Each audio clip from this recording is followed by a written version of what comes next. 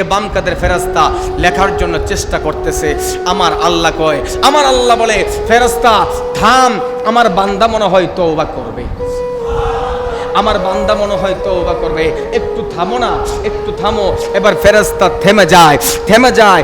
এবার ফেরেশতা আল্লাহকে প্রশ্ন করলেন, আল্লাহ আপনার এই বান্দারা যখন কোনো নেকের আমলের নিয়ত করে, কোনো বান্দা যদি নেক আমলের নিয়ত করে, কাজটা সম্পাদন হওয়ার আগেই নিয়ত করার সাথে সাথে তার আমল নামার মধ্যে নেকের বরকত উঠতেই থাকে।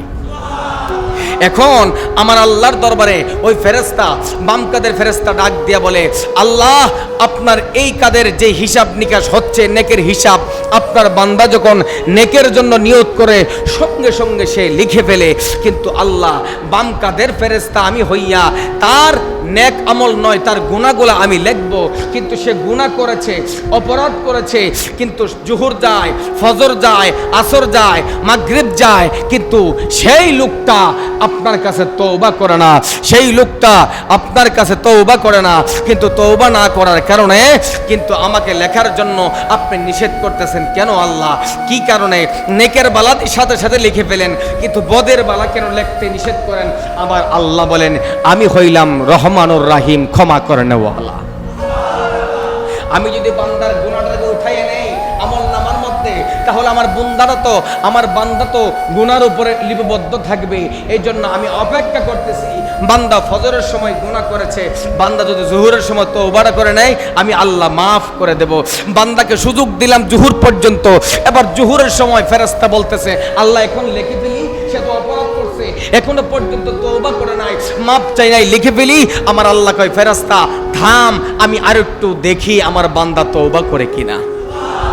আহা, আমার আল্লাহ কত পরম করুণাময় দয়ালু। এবার বান্দা আসরের সময় হলো, আসরের সময় হওয়ার পর বান্দা তওবা করতেছে না। এই মুহূর্তে এই ফেরেশতা ডাক দিয়ে বলতেছে, আল্লাহ এই মুহূর্তে লিখে ফেলি, আপনার বান্দাটা তো অপরাধ করছে, লিখে ফেলি আমল নামার মধ্যে সে গুনাহগার। আমার আল্লাহ বল, থাম না একটু, মাগরিব পর্যন্ত দেখি না আমার বান্দারা একটু আমার কাছে তওবা করে কিনা। যদি তওবা করে ফেলে, আমার আল্লাহ বলেন, যদি পাহাড় পরিমাণও তওবা করেছে, পাহাড় পরিমাণও কে গুনাহ করে, আমি আল্লাহর কাছে যদি বুঝতে পেরে তওবা করে, সঙ্গে সঙ্গে তার আমল নামার গুনাহগুলো আমি আল্লাহ মাফ করে দেব। এবার আমার আল্লাহ বলতে লাগলেন, ফেরেশতা কি করেছে? তওবা করেছে।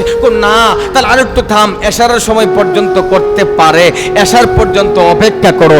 এবার এশারের সময় হইল, কিন্তু বান্দা তওবা করতেছে না।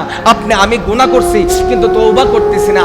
আমার আল্লাহ এইদিকে বান্দার দিকে তাকায় বলতেছে, হাই আফসোস বান্দা রে, তোর জন্য এতগুলো দরজা খুলে রাখলাম, একবার আমার কাছে তওবার নিয়ত করলি না। যদি একবার তওবা করতে 24 ঘন্টার ভিতরে আমি আল্লাহ তোকে ক্ষমা করে দিতাম।